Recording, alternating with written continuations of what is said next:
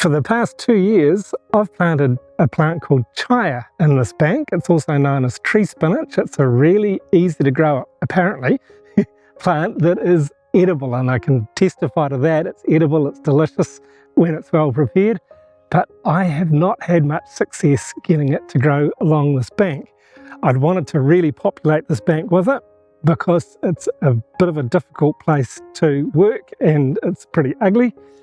But down here, there was some from a few years ago, and a couple of them. There's one there, and this one here has taken particularly well.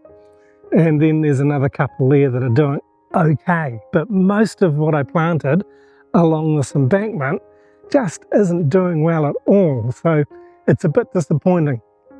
Having done a bit more reading about it, first I thought it was maybe the sunshine, maybe it was getting too much sunlight, but I was sure that I'd read that it liked full sun, and it does. It loves 6 to 8 hours at least of sunshine a day.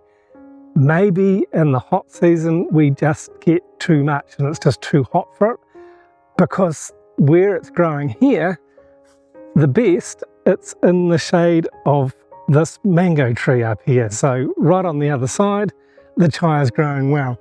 And then here it's been shaded somewhat by the bananas, and yeah, it seems to be doing better. But the other thing that I realized that I think is more likely the reason for the problem is that this embankment is just below, one of the rice fields here that's just about to be flooded. And my research has shown me that it really doesn't like having wet feet. It doesn't like waterlogged soil. So for the next few months, this soil here, it's dry at the moment, but it is going to get really waterlogged and stay waterlogged because the water will just seep through and seep through and seep through during the rice growing season. And so, yeah, there's a canal down here that I've cleared recently to help that out. But we're also trialing something different. This plant here is a Mexican sunflower. So we've just put these in the ground recently, and we've got 5 of them here and 1 of them further up. And hopefully then these are going to be able to keep growing up and populate this bank. But these are they've been in the ground for maybe a month or so. We had them in some pots originally just to help get them rooted and get them started.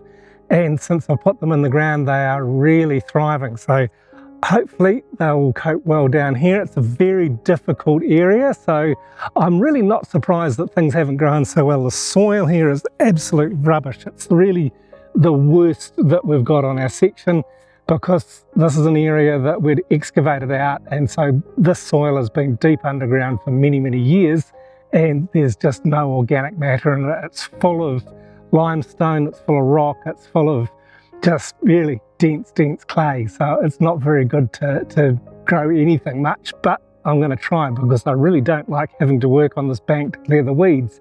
Even the weeds don't grow particularly well on it, and it is a bit of an eyesore. So it's down the back, but I still want it to look nice. Once I bought some cuttings online, they were good thick cuttings, and I think we got 8 of them, and out of the 8 we've got 6 to grow successfully.